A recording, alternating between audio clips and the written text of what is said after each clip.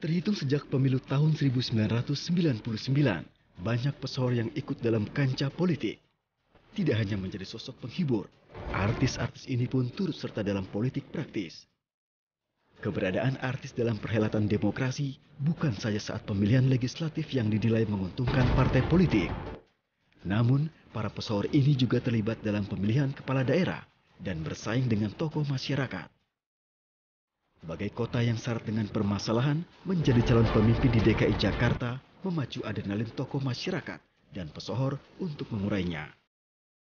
Selain Basuki Cahayapurnama sebagai petahana, sejumlah nama sudah digaungkan sebagai bakal calon gubernur DKI Jakarta. Di antaranya, pengusaha muda Sandiaga Uno, Wali Kota Bandung Ridwan Kamil, dan mantan Menteri Pemuda dan Olahraga Adi Aksa Daud. Selain itu juga ada mantan Menteri Hukum dan HAM Yusril Ihza Mahendra dan musisi Ahmad Dhani.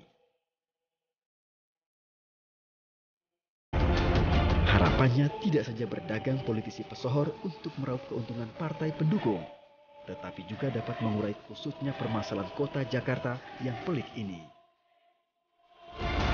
Terima kasih Anda masih bersama iTalk dan kita masih bersama Ahmad Dhani. Tadi sudah mengatakan betapa besar tekad beliau untuk maju menjadi DKI 1 dan itu menimbulkan tanda tanya kenapa. Sebenarnya bukan bertekad besar ya. Iyalah, kalau udah seperti itu ya besar. Enggak, bukan salah. Saya menikmati permainannya.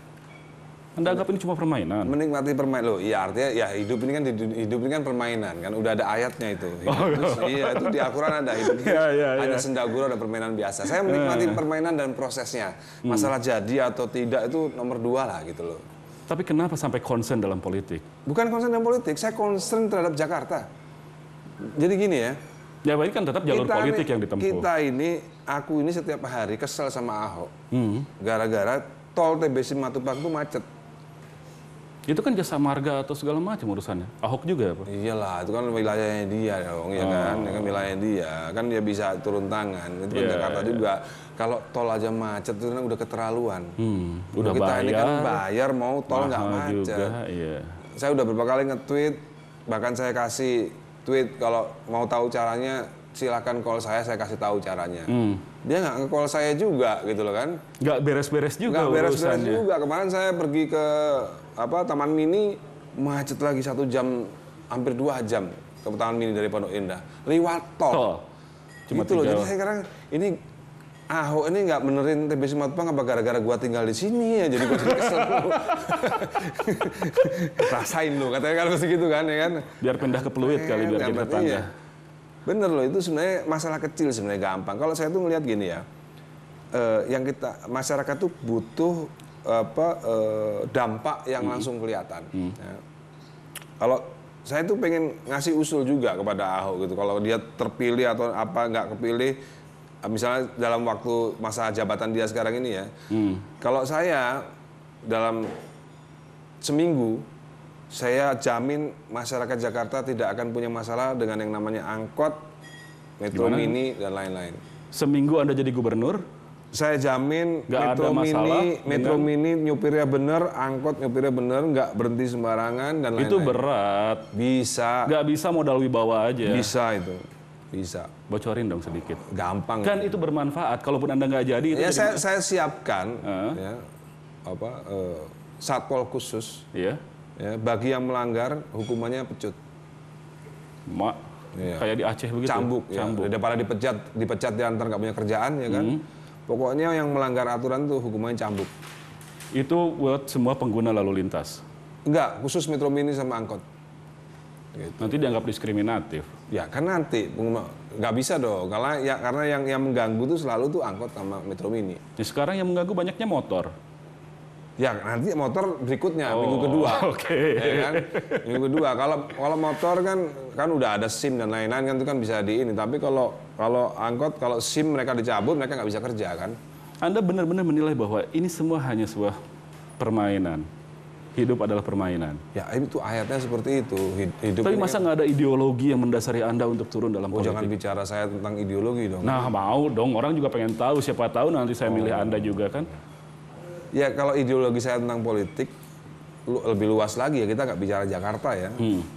Ya kalau kita bicara ideologi lebih luas lagi, Jakarta ini miniatur Indonesia kan sebenarnya. Indonesia itu sudah menjadi negara kapitalis. Indonesia itu sudah menjadi negara kapitalis. Sebenarnya ini yang ditakutkan oleh Bung Karno sebagai pendiri bangsa ini. Bung Karno tuh nggak mau Indonesia itu jadi kapitalis. Makanya dia buat yang namanya Pancasila. Ya kan? Nah, Indonesia ini sudah jatuh terjerumus dalam kapitalisme. Tapi kan Anda seperti kapitalis juga, punya perusahaan sendiri, bisnis dengan... Ya ampun, perusahaan saya itu kecil banget. Masa beken segitunya? Ya boleh dicek aja di pajak kan, ya kan, seberapa banyak pendapatan saya, pajak yang saya bayar, kecil banget lah. Saya musisi, mau berduit dari mana, Mas? Musisi itu kaya-kaya.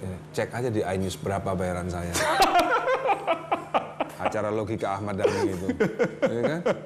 Itu buat bayar pegawainya nggak cukup. Oh gitu ya, jangan curcol dulu, tapi nanti gubernur curcol lagi. Ya artinya gini, saya itu tidak setuju Indonesia menjadi negara kapitalis. Karena jadi maunya seperti apa? Pada dasarnya Indonesia itu sekarang udah menjadi negara kapitalis. Ya harus Pancasila lah, kembali kepada para pendiri bangsa ini maunya negara Pancasila. Gitu. Ada nggak peluang kita ke sana? Ngelihat situasi sekarang? Ya tergantung presidennya. Tergantung presidennya ngerti nggak apa itu kapitalisme. Menurut Anda ngerti nggak? Nggak ngerti. Kok bisa ya? Ya bisa, karena dia sendiri adalah produk kapitalisme. Gitu. Jadi nggak ngerti persoalan yang terjadi di negeri ini, karena dia ada di tengah persoalan itu tadi. Tapi kalau Anda jadi gubernur, Mas Dhani, Anda diusung PKB. PKB kan pendukung Pak Jokowi. Gimana? Saya sebenarnya didukung PKB. Di dalam PKB ada NU. Iya. Tidak semua orang NU dukung Jokowi. Jadi Anda nanti tetap aja mau oposisi gitu kalau sudah jadi gubernur? Kan nggak ada hubungannya. Kan daerah khusus kan beda sama kepresidenan kan. Kan harus backup negara, orang kantornya aja cuman beda seberapa. Iya, backup dalam urusan negara ya, dalam urusan masyarakat, tapi tidak untuk backup dia jadi presiden lagi. Iya kan? Ya. Meskipun Anda didukung PKB. Iya dong. Itu PKB nggak apa-apa. Belum tentu PKB dukung Jokowi lagi, belum tentu. Enggak, kalau misalnya tahun 2017 Anda maju, kan PKB-nya dalam posisi anggota koalisinya Jokowi. Iya. Emang PKB nggak apa-apa gitu kalau Anda maju, tapi tetap aja Anda kritis terhadap Jokowi. Nggak ada Jokowi. masalah kok itu, nggak ada masalah. Nah kan semua, kan kalau misalnya pemikirannya paradigmanya seperti itu, ya kan berarti semua gubernur orangnya Jokowi dong. Kan yang nggak juga. Ya tapi kan kalau dari partai yang lain. Bisa juga partai lain koalisi sama partai lain kan nggak ada masalah itu. Artinya apalagi otonomi ya mungkin iya. Bisa-bisa saja itu dilakukan. Cuman yang jadi berat kan ketika gubernur dipanggil presiden. Ya nggak bisa, emang gubernur ya gubernur. Tapi kalau Anda jadi gubernur, Anda bisa yakin nggak bisa mengimbangi wibawanya presiden itu? Saya justru malah takut presidennya kalah wibawa sama saya. Yakin itu ya? Sudah pasti kalah wibawa. Ya kan? Tapi kenapa sih Anda tujunya itu ke gubernur, ke kepala daerah? Loh, saya itu diperintah artis-artis itu banyak DPR. Saya itu diperintah sama sama NU, sama Ansor, ya GP Ansor gitu loh. Jadi kalau diperintah ke DPR mau juga? Mungkin ya. Saya dulu kan pernah jadi caleg PKB. Iya makanya. Tahun 99. Tapi nggak jadi. Nggak jadi. Iya. Nah itu tadi. Dulu kok bisa nggak jadi, sekarang kok pede gitu loh. Dulu nggak jadi, ya karena dulu kan saingannya berat. PKB kan masih partai kiai banget. Saingannya sama kiai-kiai gitu. Atau dulu memang Anda lebih concern di musik ya zaman itu ya? Tapi waktu itu ada tawaran ketika salah satu calon berhalangan, saya disuruh masuk waktu itu. Oh, antar waktu penggantian. Nggak diambil? Nggak. Terus sekarang musik Anda itu masih? Ya kalau Dewa sih masih jalan ya. Jalan. Dewa itu mungkin termasuk salah satu band lumayan bergengsi ya. Oh iya. Maksudnya masih show gitu, masih konser. Tadi Anda mengatakan, bukan yang mati gitu, enggak. Tadi Anda mengatakan kalau dalam musik Anda serasa sudah mencapai puncak. Certain point gitu ya, udah mencapai puncak. Dan udah nggak ada adrenalin lagi untuk buat saya kreativitas, menjadi kreatif. Bisa nggak orang menganggap kemudian, wah Dhani udah nggak laku kali ini di musik, terus dia cari pentas lain di politik? Kalau itu sih kayaknya kurang bener ya. Buktinya iNews ngajak saya. Katanya ratingnya paling bagus. Apalagi kalau udah jadi gubernur. Tapi kalau misalnya Anda lihat politik itu kan nggak bisa juga seperti Anda ini.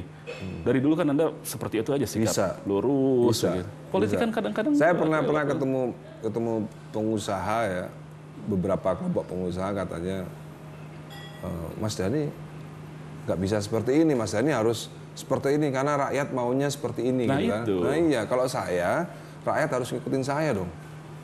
Karena saya kesel banget kalau ada presiden ngikutin rakyat itu, saya bingung banget kenapa presiden kok ya biar dipilih. Rakyat. Enggak, maksudnya setelah jadi gitu loh. Oke. Setelah jadi nih ya, misalnya kayak Pak Jokowi kemarin, kan ada Budi Gunawan mau jadi Kapolri, rakyat terkesan menolak. Terus aku bingung gitu, Pak Jokowi itu masih memperdulikan rakyat. Ya iya dong, namanya pemimpin peduli sama rakyat. Kalau saya, rakyat harus ikut pemimpin. Oh. Nah itu saya. Itulah fungsinya. Itulah saya. Pemimpin. Itulah saya. Itulah pemimpin. Pemimpin itu yang ngajak rakyat untuk menjadi masinisnya. Rakyat di gerbong gitu loh. Bukan rakyat bilang kanan, rakyat bilang kiri gitu loh. Terus kalau nggak cocok kan bisa saja rakyatnya mengusulkan yang lain. Kan bisa aja komunikasi itu nggak nyambung juga. Kalau kata saya sih, presiden itu presiden. Rakyat itu harus ikut kebijakan presiden. Karena presiden itu dianggap lebih pintar dari rakyat. Gubernur pun begitu. Iya. Gubernur itu ya kalau sudah dipilih itu berarti dia adalah pemimpin terbaik dari rakyat. Gitu. Jalankan keputusan yang at the end itu baik untuk rakyat. At the end akan baik untuk rakyat. Iya. Jadi rakyat percaya harus saja. Harus percaya. Kalau akhirnya ternyata tidak baik, ya turunkan saja presidennya itu, berarti kan presidennya itu nggak benar gitu loh. Oh, bisa saja kan terjadi seperti itu. Bisa saja terjadi seperti itu. Dan bisa juga terjadi kepada Anda. Bisa saja terjadi presidennya benar sampai tua. Kita punya contoh misalnya Fidel Castro ya kan. Sampai dia sakit baru dia diganti. Oke, kita akan lanjutkan lagi perbincangan bersama Ahmad Dhani. Pemirsa tetaplah di iTalk.